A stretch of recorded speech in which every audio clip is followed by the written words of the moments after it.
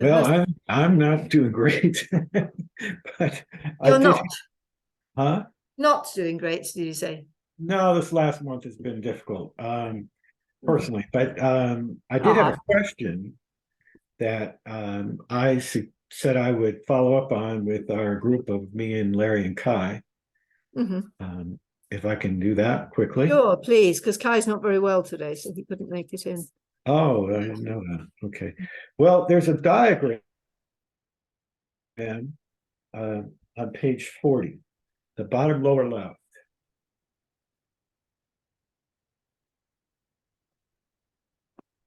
And we are farther than chapter 3, but this was a while ago that we had this discussion.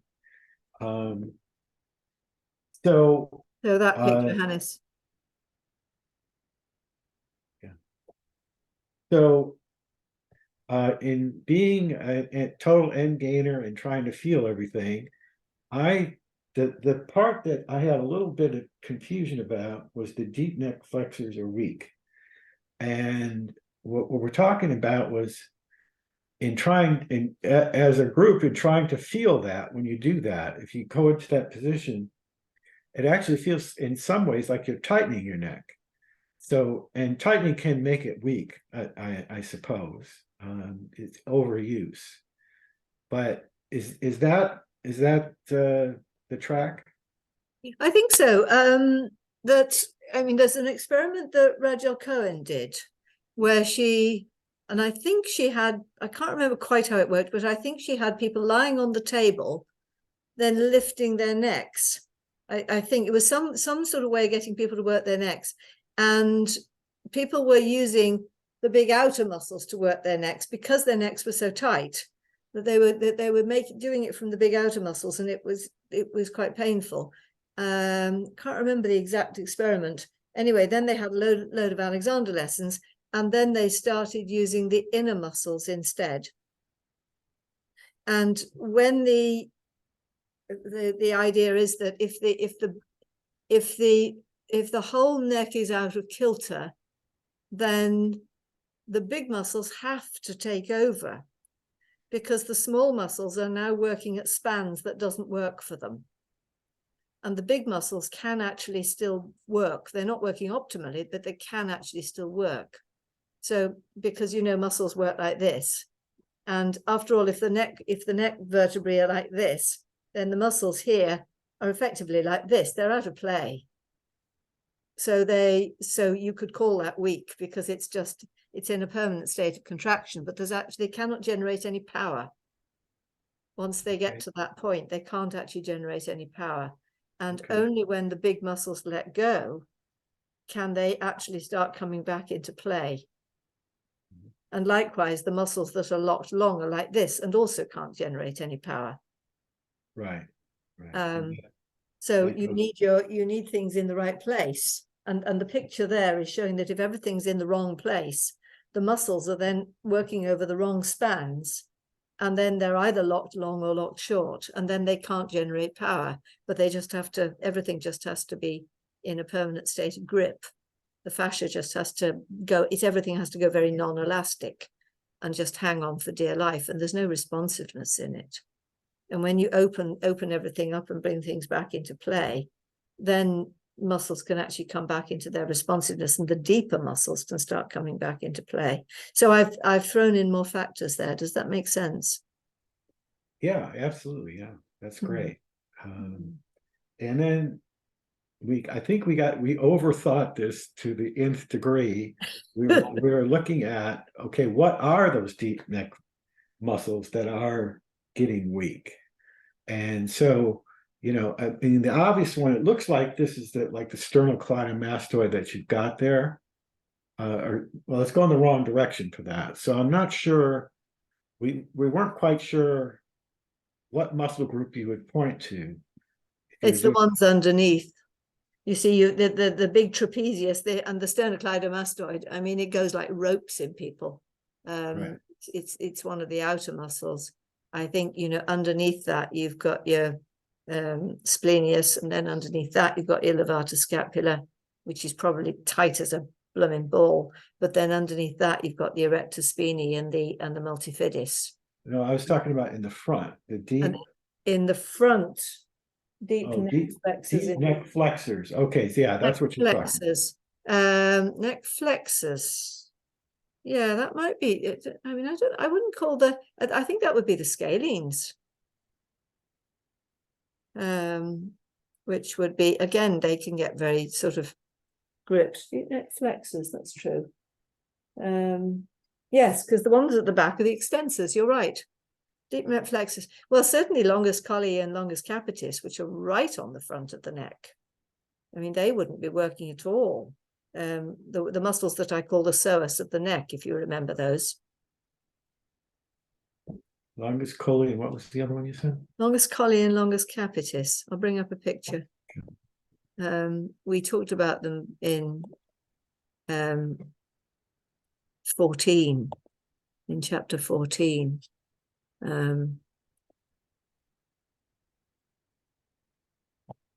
Here they are. So here's the whoops. No, there's all the neck muscles. That's just popped itself up. But underneath, here's the deepest ones of all. These are the deep neck. These are the deep neck flexors. These, as I say, this is the neck equivalent of the psoas. They're right. They go from the base of the skull and the front of the neck, and they're actually the only muscles that can directly flex the neck forwards. And then there's some suboccipitals up there as well, again, at the front of the occiput. And the scalenes, I think, give a sideways movement and lifting the rib cage movement. So these are the deep neck flexors. Okay, great. Yes, thank you for pointing out. And they relate to the deep front line? They absolutely do. Yeah, both of those do. Yeah. Yes. Okay. Yeah, good. And the picture is, it's so many people. So we got a little carried away with that. So thank you. Yes, I mean, I actually hadn't processed what's. I mean, certainly if one is out like that the deep front line is gone, isn't it? I mean, if one thinks that front of the neck. Yeah. Yes, I tend to think of those neck muscles working in concord with everything else rather than working on their own. Yeah, but maybe they can. I just focus them and let them bring me up. Interesting thought. Yes, thank you. So yeah, so you're gently working your way and in your group. How are you doing, Hannes? I'm fine. I finished chapter 3, 4, 5, 6. So I'm almost through 5. Right. But we can do an appointment to talk about it. Yes. That's what I suggest to do. Yes. So you want to book your first assessment? Yes. Brilliant. Okay. Yeah. So do you want to do that now? I can send you an email to suggest some dates. Yes, do that. I'm away now until I'm going away till I'm back the week of the 26th of June. So I'm working that week. So yeah, one day that week would be great if that suited you. So after 26th. Yes, after the 26th. Yeah. Yeah, there's no spaces on the 26th itself. I've got spaces in the afternoon of the 27th and the afternoon of the 28th. 29th, I have to go to the dentist, and again, various spaces. So yeah, I sent you when I can do it on 27th, 28th. Yeah, Sometimes. do that. Yeah, do that. Yeah. Yeah, okay, afternoon slots are free. Okay, doke. So, David, are you happy with what's happening for you? I mean, I know you've had a difficult time, so you've not had time. Sorry, I'm going to quit because I have to do some shopping. It's fine. And yeah, I leave you. Okay, lovely. Yeah. To connect. Yeah. See you. Bye, David. Have a good time. Bye, Hannes. Yeah, I'm doing fine, Penelope, and I just need to get back to it. So I don't want to take up too much of your time. And Well, it's just a check-in, isn't it? So yeah, and yeah. Larry is doing great, by the way. So Fantastic. you know that. And Yes. me and Kai are shuffling along. I think I'm trailing the group, but I'm hope this next month to catch up. Well, good for you. Yeah. Hang Uh, on in there. but I appreciate all your work, and it's amazing what you've done. Thank you. So, That's very nice. I'm just I know that there's a lot of people who must be giving you a hard time. So that is, I guess you're just going to have to endure that.